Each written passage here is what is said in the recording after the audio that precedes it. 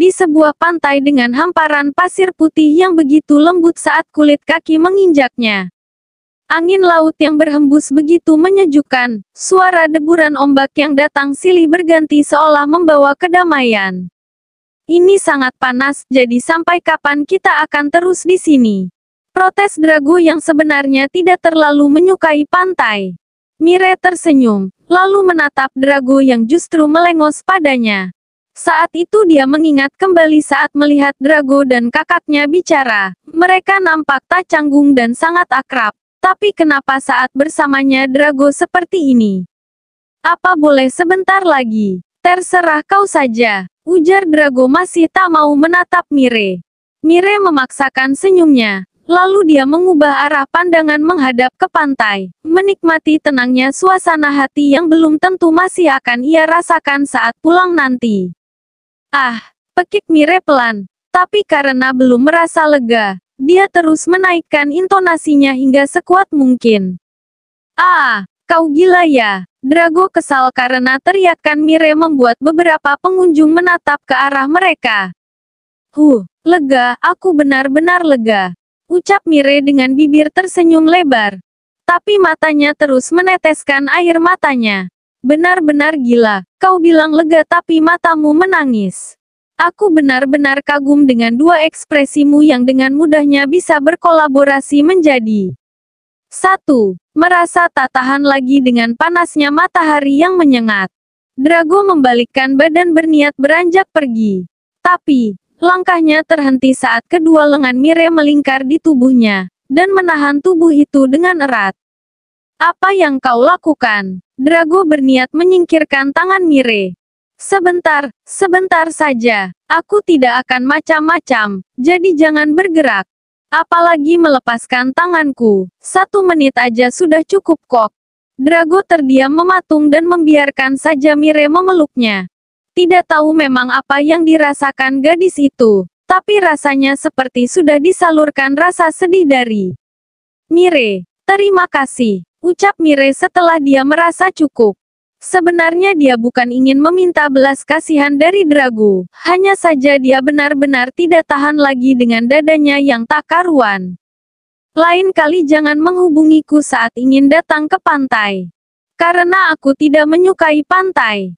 Mire tersenyum, lalu mengangguk setuju.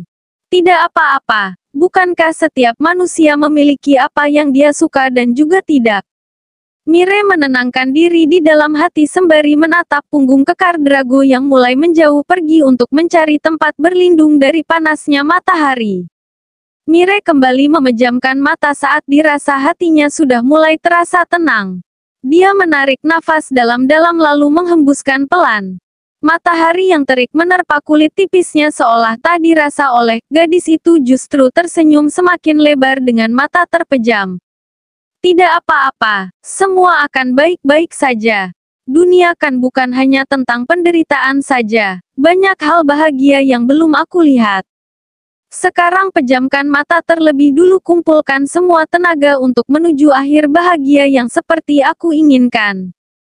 Kamu bisa Mire. Drago menatap Mire dari kejauhan dengan pemikirannya sendiri. Sebenarnya dia sedikit paham dengan apa yang dirasakan oleh tunangannya itu. Tapi dengan sifatnya yang cuek dan terlihat membatasi deal, dia juga tidak bisa frontal menunjukkan kepeduliannya. Ini sudah akan malam, jadi kau mau pulang tidak? Sebentar lagi boleh. Drago menghembuskan nafas kasarnya karena tidak bisa mengatakan tidak kepada Mire hari ini. Tidak tahu karena dia merasa kasihan, atau mungkin karena dia malas bicara dengan Mire. Drago, duduk sini. Petik 2. Mire menepuk tempat di sebelahnya sembari tersenyum. Lagi-lagi Drago tidak bisa mengatakan tidak. Dan hanya mengikuti saja apa yang diinginkan gadis itu. Tidakkah kau pikir bahwa celanaku akan kotor? Aku tahu. Ujar Mire terkekeh. Lucu memang. Bergerundel seperti itu. Tapi dia juga mau duduk di sebelah Mire. Mire menyandarkan kepalanya di bahu Drago, lalu memeluk lengannya. Jangan berani-berani mendorong tubuhku. Atau aku akan berteriak bahwa kau sedang menggodaku. Dengan apa yang sedari tadi terjadi. Memang siapa yang akan percaya bahwa aku berniat seperti itu padamu? Drago membiarkan saja Mire melakukan apa yang dia inginkan. Ya sudahlah, yang paling penting adalah kita ini sudah bertunangan, jadi tidak apa-apa juga kalau sedikit menempelkan. Drago menghela nafasnya. Kau yang paling benar, bertingkah saja sesuka hati. Mire terkekeh lagi setelah beberapa saat. Mire akhirnya sampai di rumah, dan Drago tidak sempat mampir karena harus segera datang ke lokasi yang akan digunakan untuk membuka restoran seperti bisnis ayahnya selama tinggal di negara asal ayahnya. Dari mana saja kau, Mire? Tanya ayah dengan tatapan menyelidik, bahkan di sana juga ada Ibu Anna dan Darrell yang tengah berkumpul di ruang keluarga. Mire mencoba tersenyum ramah seperti biasanya. Tapi dia masih tak berani untuk mencium pipi ayah dan ibunya seperti yang dulu selalu ia lakukan. Aku pergi ke pantai bersama Drago ayah. Seharian. Kau sadar apa yang kau lakukan? Ayah nampak marah. Ibu juga terdiam seolah tak ikut campur. Sedangkan Darrell terlihat tidak suka entah apa sebabnya. Pagi sampai pukul 12 aku kuliah ayah. Setelah makan siang, baru aku pergi dengan Drago. Hebat sekali ayah sampai tidak tahu harus bagaimana mengekspresikan rasa bahagia karena putriku sangat hebat dengan cara berpikirnya yang bodoh. Mire terdiam, dahinya sedikit mengerit karena tidak paham di mana letak kesalahannya. Apakah ini karena dia tidak membantu toko hari ini? Ayah marah karena kau sama sekali tidak memberitahu kami. Dan jangan berbohong ya Mire, kau dan Drago pergi pukul 4 sore. Jadi kemana kau 4 jam setelah jam kuliahmu selesai? Ayah Luan semakin menajamkan matanya. Apalagi saat dia melihat tubuh Mire gemetar, dia semakin mencurigai kemana menghilangnya Mire selama 4 jam itu. Katakan, kemana kau sebelum pergi dengan Drago? Ayah bangkit dari duduknya mendekati Mire. Aku membaca di perpustakaan. Mire tertunduk takut, kedua tangannya saling meremas menahan takut karena tatapan ayahnya yang dirasa semakin mengerikan. Membaca, bagus sekali Mire, bagus kau benar-benar sangat pandai berbohong ya. Lalu apa ini? Ayah menunjuk bekas cat warna yang tanpa Mire sadari menempel di baju bagian samping. Ini aku tidak.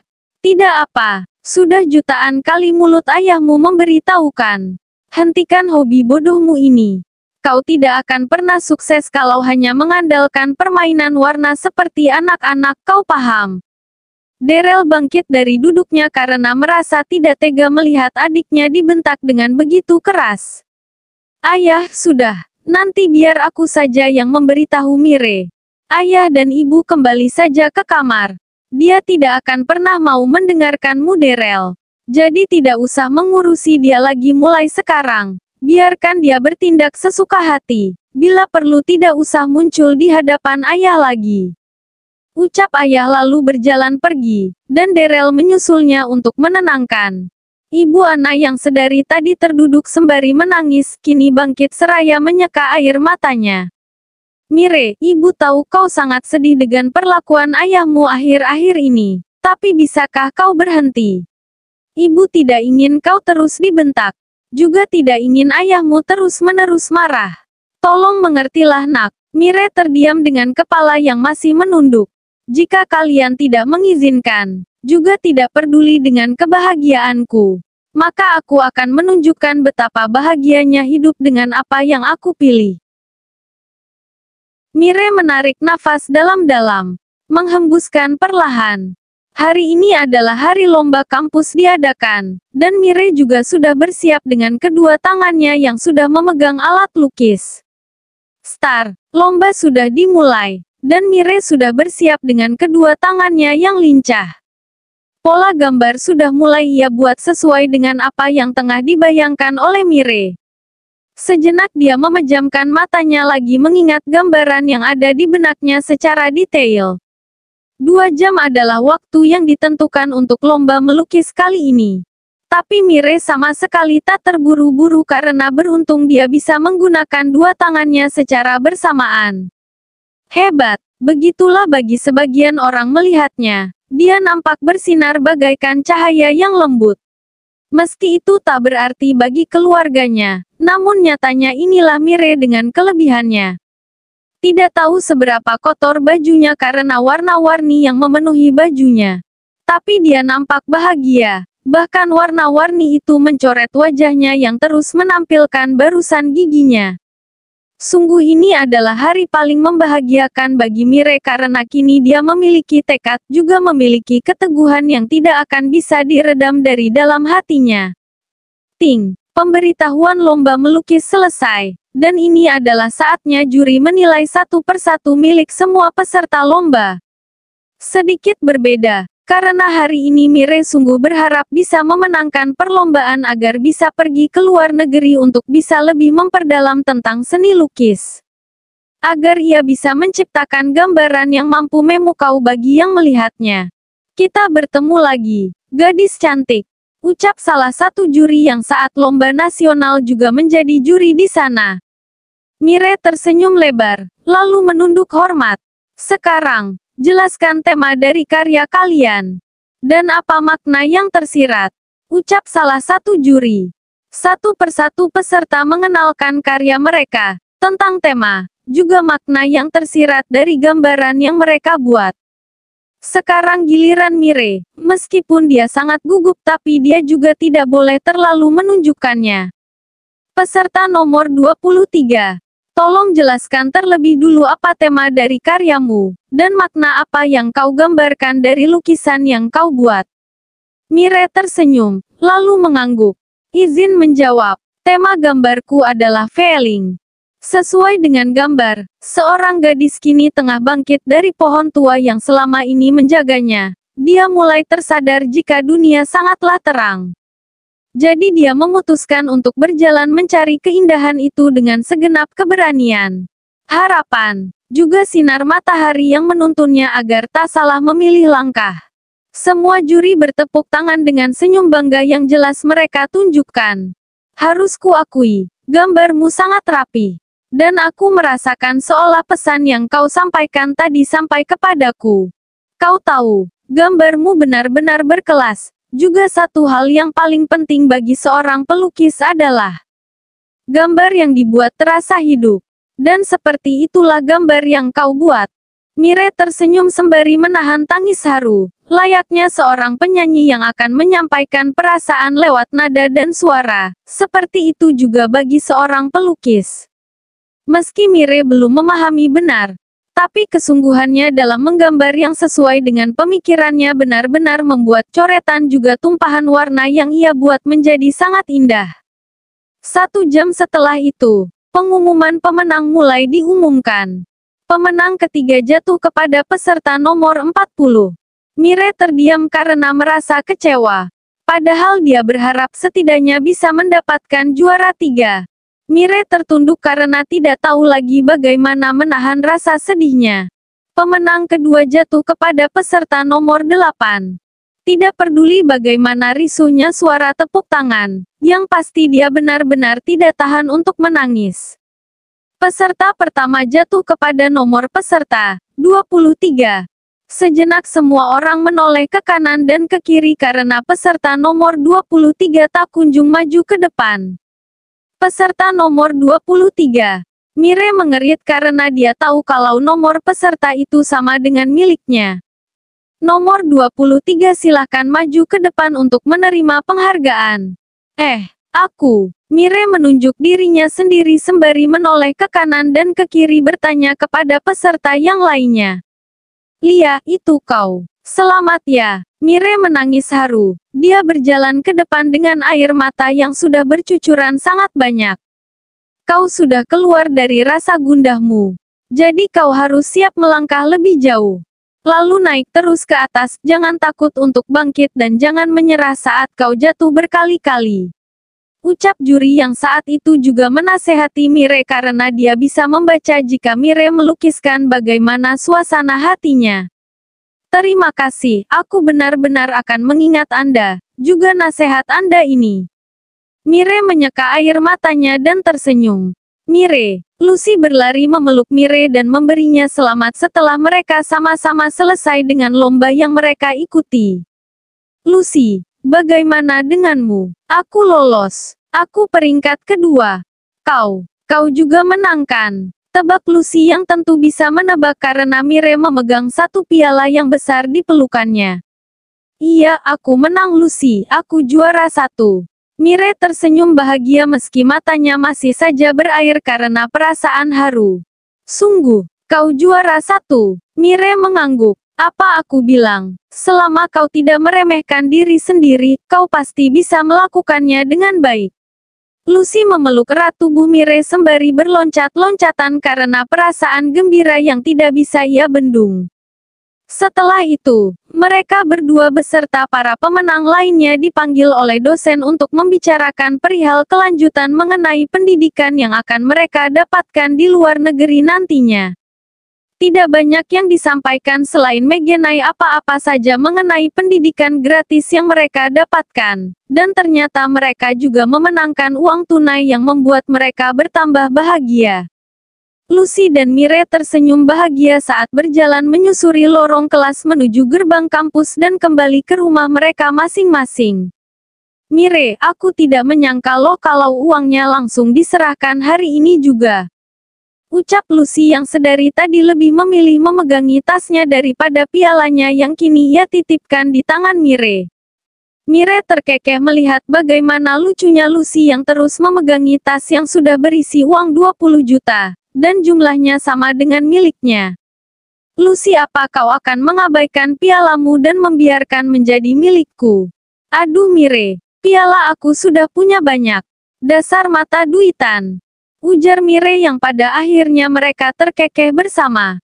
Sesampainya di rumah, Mire menarik nafas dalam-dalam dan menghembuskan perlahan. Mengangkat alis matanya tinggi-tinggi lalu membuat lengkungan di bibirnya terlihat. Ayah, ibu, aku pulang. Sejenak kaki Mire terhenti begitu melihat Drago dan Daryl sedang mengobrol di ruang tamu. Mire, Daryl bangkit dengan dahi mengerit. Mire, kau melukis. Ini piala apa lagi? Kau ikut lomba melukis lagi. Mire terdiam tanpa bisa berbicara. Sejenak dia mencuri pandang ke arah Drago yang menatapnya datar. Mire, ibu yang baru datang terkejut melihat baju Mire yang kotor karena cat warna, bahkan hingga wajahnya juga masih tertinggal warna cat. Biarkan saja, terserah dia mau melakukan apa. Ujar sang ayah lalu masuk kembali ke dalam. Mire, kakak kan sudah bilang jangan melukis dan membuat ayahmu marah. Mire, kau tahu bagaimana ayah kan? Mire menatap manik mata Daryl yang nampak kecewa dengan hal yang dia anggap membanggakan. Sedih, mungkin itu masih ia rasakan. Tapi yang lebih Mire rasakan saat ini adalah kekecewaan yang semakin dalam seolah tak mungkin lagi ada obat yang mampu menyembuhkan. Dan bisa saja ini akan dia ingat seumur hidupnya. Aku hanya melukis, bukan mencuri. Kenapa ayah, ibu dan kakak harus marah? Bukankah melukis juga prestasi? Drago bangkit dari duduknya, berjalan mendekati Mire dan menyerahkan sebuah paperback untuknya. Ibuku menyuruh memberikan ini untukmu. Mire menerima itu dengan wajah datarnya. Terima kasih. Aku pergi dulu, ada hal yang harus aku kerjakan. Mire tersenyum miris. Kau pergi saat aku kembali. Drago mengerit menatap Mire. Aku datang karena memang harus memberikan itu, karena kau sudah pulang. Dan aku sudah memberikannya padamu. Jadi aku harus apa lagi? Mire mengangguk dengan senyum keluh. Baik, aku sudah mengerti. Mire beranjak pergi meninggalkan Drago yang masih saja menatap bingung. Apakah dia salah paham dengan sesuatu? Mire meletakkan dengan hati-hati piala kemenangannya di sebelah piala pertama yang dia dapatkan sebelumnya. Sudah tidak ingin menangis lagi meski dia masih saja merasakan sedih dan kecewa. Benar, hatinya boleh saja merasakan semua itu. Tapi hidup juga harus tetap berjalan. Berhenti mengasihani diri sendiri, majulah dan jangan takut bangkit meski banyak sekali rintangan. Makan malam keluarga biasanya akan sangat menyenangkan. Tapi tidak dengan apa yang dirasakan Mire. Sungguh dia tidak tahu bagaimana perasaan ayah, ibu, dan juga kakaknya. Daryl, bagaimana pekerjaanmu hari ini? Tanya ayah yang merasa meja makan terlalu hening. Semuanya lancar ayah. Syukurlah, bagaimana dengan ibu? Masih seperti biasanya. Mire tersenyum miris dengan wajah yang menunduk menatap makanan di piringnya. Tahu, ayahnya lagi-lagi ingin menunjukkan bahwa tidak ada tempat di hatinya untuk Mire kalau tidak bisa mengikuti keinginannya. Oh, iya, Daryl besok pagi-pagi bisa antar ibu dulu tidak? Ibu harus berbelanja bahan-bahan kue yang sudah habis. Baik ibu. Daryl tersenyum lalu kembali menikmati makan malamnya. Mire, besok mau ikut ibu juga tidak? Ajak ibu yang merasa sedih juga. Mire tidak dianggap oleh ayahnya sendiri. Tidak bu. Ibu Ana memaksakan senyumnya. Sebentar dia melihat lagi wajah Mire yang masih menunduk mengaduk-aduk makanannya sedari tadi. Mire, perlu ibu masak mie instan. Sepertinya kau tidak menyukai makanan malam ini ya? Tanya ibu. Suka kok, tidak usah repot-repot. Ibu Ana sontak terdiam. Rasanya sungguh tidak biasa dengan Mire yang sekarang ini hingga ia merasa hampa. Mire, uang mingguanmu nanti kakak transfer saja ya. Kakak sedang tidak pegang yang cash. Ucap Daryl seraya menjauhkan piringnya karena makanannya sudah habis. Berhentilah membuang-buang uang untuk hal tidak penting. Kuliah dia kan ayah yang bayar. Mencari uang itu tidak mudah. Kalau dia mau uang, seharusnya dia tahu kalau harus bekerja. Ayah, bentak ibu Ana pelan. Mire terdiam sebentar, menjauhkan piringnya yang masih saja utuh makanannya. Lusa aku akan berangkat ke Australia. Apa? Daryl menatap kaget. Begitu juga dengan ibu Ana dan ayah Luan. Mire, apa yang kau bicarakan? Ibu Ana bertanya dengan wajah kaget. Pergilah kalau kau mampu membayar ongkosnya, karena kami masih tidak sanggup membiayai permintaanmu itu. Ujar sang ayah dengan wajah acuhnya. Aku bukan meminta, tapi aku memberitahu. Ibu Ana menggeleng tidak setuju. Mire, hanya karena kau marah mana boleh kau seperti ini. Lupakan saja, nanti kalau kami sudah punya cukup uang, kita akan pergi ke sana untuk berlibur. Ibu Ana menatap Mire dengan tegas. Ibu, terima kasih untuk niat ibu. Tapi aku pergi ke Australia untuk mengikuti kelas melukis yang aku dapatkan tiketnya dari kemenangan lomba. Ayah membanting sendok dan garpunya di atas piring dan membuat mereka semua kompak terkaget. Pergilah sana, tapi jangan harap akan uang kepada kami. Mire menelan salivanya sendiri, mencengkram kuat kedua lututnya sebelum kembali menyuarakan apa yang ada di pikirannya. Tidak apa-apa ayah, aku bisa membiayai diriku sendiri. Sekarang bisa bicara dengan mudahnya. Lihat saja nanti kalau sudah sampai di sana. Kau pasti akan merengek setiap hari meminta kami mengirimkan uang. Perlombaan melukis tingkat nasional aku memenangkan 42 juta. Dari lomba kemarin aku mendapatkan 20 juta. Dari sebelumnya aku sering diminta melukis wajah teman-teman di kampus. Dan mereka membayarku 200 sampai dengan 300 ribu. Guruku juga sudah beberapa kali membeli lukisanku. Aku juga menjual lukisanku yang aku titipkan di galeri samping sekolah. Aku tidak tahu akan cukup atau tidak, tapi aku janji tidak akan menghubungi ayah, ibu, juga kakak apalagi meminta uang. Jadi jangan khawatir, aku akan membuat kalian damai. Dan janjiku adalah satu, aku tidak akan kembali sampai aku benar-benar sukses.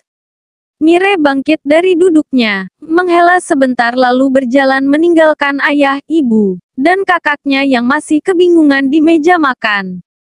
Ibu Ana menyeka air matanya, lalu bangkit dari duduknya. Ini adalah hasil dari sikap kejammu, kau membuat Mireku menjadi seperti ini. Kau membuat dia memiliki tekad untuk hidup jauh dariku. Jujur saja, aku hampa tanpa Mire yang manja dan selalu mengandalkanku. Aku tidak tahu hasil apa yang sebenarnya kau harapkan, Tapi selamat karena telah membuat putriku tidak lagi nyaman bersama keluarganya sendiri. Ibu Ana berjalan meninggalkan Ayah Luan dan Darrell yang terdiam karena masih tidak tahu dengan harus bagaimana sekarang ini. Ibu Ana berdiri di depan pintu kamar Mire. Sebenarnya dia juga paham bahwa dia juga bersalah karena ikut menentang apa yang diinginkan putrinya. Dia pikir Mire akan mengerti seiring berjalannya waktu. Tapi justru Mire semakin bertekad. Tok-tok, Ibu Ana mengetuk pintu sebelum masuk ke dalam kamar Mire. Lalu menggerakkan handle pintu, dan menunggu Mire membukakan pintu karena Mire mengunci pintunya dari dalam. Mire, tolong buka pintunya ya.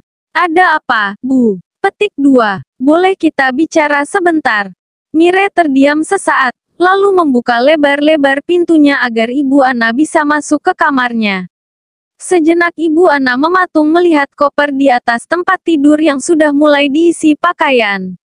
Mire, kau sungguh akan berangkat. Ibu Ana menatap Mire dengan tatapan tak rela. Iya, aku kan sudah bilang Bu. Mire, bisakah tidak usah pergi? Mire yang tadinya ingin meraih baju untuk dia masukkan ke dalam koper kini berhenti sesaat lalu menatap ibunya. Maaf Ibu, kau sungguh yakin? Ibu Ana kini menahan tangis dengan mata yang tengah menatap Mire. Ibu, ketika ayah, ibu, juga kakak mendorongku melakukan apa yang kalian katakan, aku tidak bisa merasakan kebahagiaan ibu. Tolong maafkan aku yang egois dan memilih untuk berada di jalanku yang aku yakini akan berakhir dengan bahagia.